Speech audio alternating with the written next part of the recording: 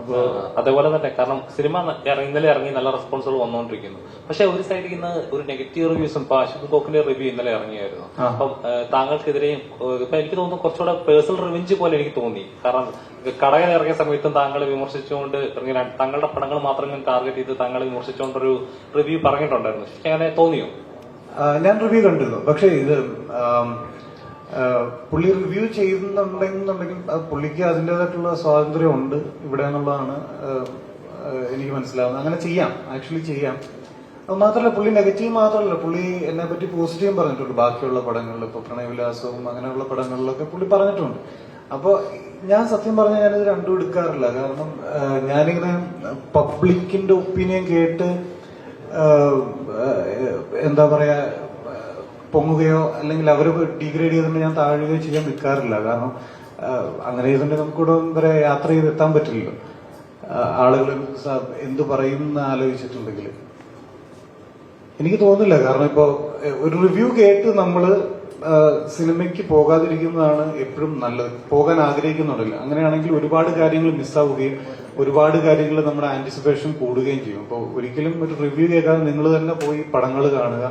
നിങ്ങൾ ഈ reviews negative ആണെങ്കിലും പോസിറ്റീവ് ആണെങ്കിലും ഇത് കേട്ട് പടത്തിന് പോകുന്നുണ്ടെങ്കിൽ നിങ്ങളുടെ തിയേറ്റർ എക്സ്പീരിയൻസിനെ അത് വല്ലാതെ ബാധിക്കും. മാത്രമല്ല, നെഗറ്റീവ് കേട്ടിട്ടാണ് പോകുന്നുണ്ടെന്നുണ്ടെങ്കിൽ പോകാതിരിക്കുന്നത് എന്നുള്ളൊരു തീരുമാനം ഉണ്ടെങ്കിൽ ഓക്കെ ഈ പടത്തിന് നെഗറ്റീവ് കേട്ടു ഇനി ഞാൻ പോകുന്നില്ല എന്ന് വിചാരിച്ചാൽ ഈ പറയുന്ന പോലെ ഇപ്പൊ ബസൂക്കയാണെന്നുണ്ടെങ്കിൽ അതിന്റെ മമ്മൂക്കയുടെ ഇത്രയധികം നല്ല പെർഫോമൻസ് നിങ്ങൾക്ക് കാണാൻ പറ്റില്ല എന്നുള്ളതാണ് അതിന്റെ ഒരു കാര്യം എനിക്ക് തോന്നിയിട്ടുള്ളത്.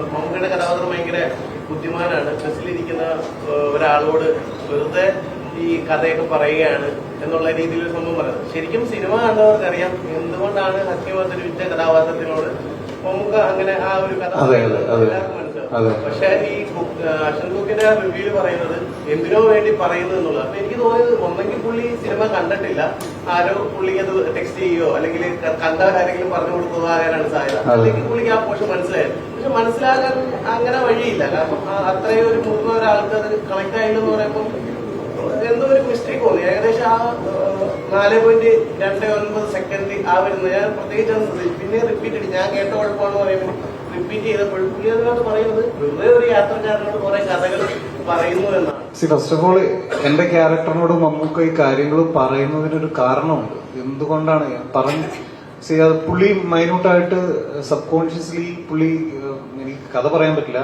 അപ്പോ ഇൻഫ്ലുവൻസ് ചെയ്യാൻ ശ്രമിക്കുന്ന തരത്തിലാണ് നമുക്കിത് സ്ക്രിപ്റ്റ് കിടക്കുന്നത്. എന്നാലേ അത് വർക്കാവുള്ളൂ. ഫസ്റ്റ് ഓഫ് ഓൾ അതിന് കാരണമുണ്ട്.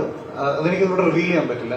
രണ്ടാമത്തെ കാര്യം എന്ന് പറഞ്ഞിട്ടുണ്ടെങ്കിൽ സിനിമയിൽ നമ്മൾ ലോജിക്ക് നോക്കരുത് എന്നുള്ളതാണ്. അതുകൊണ്ടാണ് അത് സിനിമയാവണം. ഇല്ലെങ്കിൽ നമുക്കൊരു ഡോക്യുമെന്ററിയോ ഇല്ലെങ്കിൽ വേറെ എന്തെങ്കിലും ചെയ്താൽ പോലെ. സിനിമ എന്ന് പറയുന്നത് ലോജിക്കിന് അത്ര കൊടുക്കേണ്ട പ്രാധാന്യം അത്രേ ഉള്ളൂ. ഇപ്പോ ഇല്ലല്ല, ഞാൻ ഇങ്ങനെ പറഞ്ഞ ഈ കാര്യത്തിനല്ല, ഞാൻ രണ്ടാമത് വേറൊരു പോയിന്റ് ആയിട്ട് പറഞ്ഞതാണ്. ഈ പറഞ്ഞ കാരണത്തിന് പുള്ളി അതങ്ങനെ പറഞ്ഞിട്ടുണ്ടെങ്കിൽ അതിന് കാരണമുണ്ട് എന്നുള്ളതാണ്. ഒന്നുകൂടെ മര്യാദയ്ക്ക് സിനിമ കണ്ടിട്ടുള്ള ആളുകൾക്ക് മനസ്സിലാവാൻ പറ്റും അതിന് കാരണമുണ്ട്. അത് ഞാൻ കേട്ടായിരുന്നു. ഞാൻ ശ്രദ്ധിച്ചു എന്നുള്ളതാണ്. പക്ഷെ ഞാൻ പറഞ്ഞില്ല, ഞാനിത് മൈൻഡ് ചെയ്യാറില്ല. ഇപ്പൊ ഈ പറഞ്ഞ പോലെ വേറൊരു കാര്യം എന്തോ ബ്രോ എന്ന് വിളിക്കുന്ന അങ്ങനെ എന്തൊക്കെയോ പറയുന്നത് കേട്ടു. പക്ഷെ ഞാൻ ബ്രോ എന്ന് വിളിക്കാറുണ്ട്. അപ്പൊ എനിക്കതില് അരോചകം തോന്നിയില്ല. രണ്ടാമത്തെ വേറൊരു കാര്യം എന്ന് പറഞ്ഞിട്ടുണ്ടെങ്കിൽ ഈ ക്യാരക്ടർ എങ്ങനെയാണ്, ഇയാൾ ഇറിറ്റേറ്റിംഗ് ആണ്.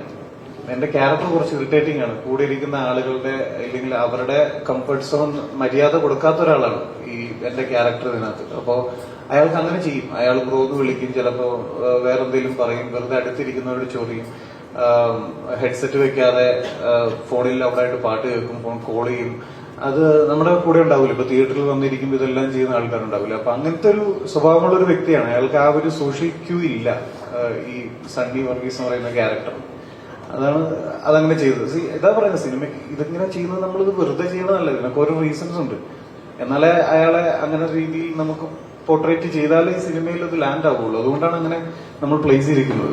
ഒരാളുടെ അഭിപ്രായം രീതിയിൽ നെഗറ്റീവ് ആയിക്കോട്ടെ പോസിറ്റീവ് ആയിക്കോട്ടെ പറയാനുള്ള സ്വാതന്ത്ര്യം ഓരോരുത്തർക്കുണ്ട്. തീർച്ചയായും ഈ സിനിമയെ കൃത്യമായി മനസ്സിലാക്കാതെ വെറുതെ ജഡ്ജ് ചെയ്യുന്നത് ഒരു മോശം പരിപാടിയായിട്ട്.